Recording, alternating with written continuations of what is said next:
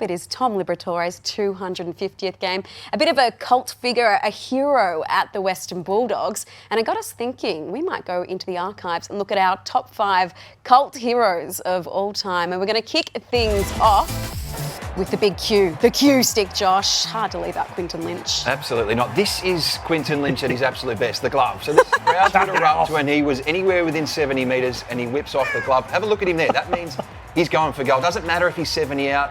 Look at him from here. Whoa. That is 65 out and it's going through. Look at the score, 160. Yeah, we don't really say that anymore, do we?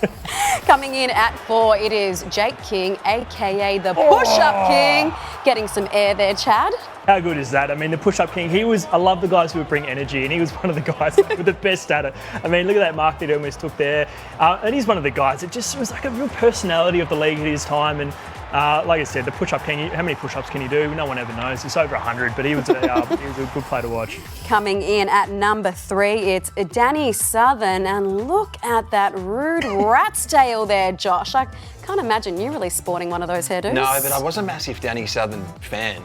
He was terrifying. Have a look at him. He still is. He was a beast. So I love that he's found his way into this list because he is the quintessential cult figure. Yeah, I mean, we don't really get hair like that these days. Maybe a Malay, but coming in at number 2, Cliving and thriving, it's Clive Waterhouse. And Chad, do you have a story about playing against him? Yes, I've got a story about Clive Waterhouse. So when I was 16 years old, I actually played against him in a grand final at Murray Bridge against Annan. So he was a scary man back then as well. And speaking of scary men, at number 1, it is the G-Train. God, he's fun to watch. The best. I mean, this is not peak G-Train mullet vision, but it's peak G-Train.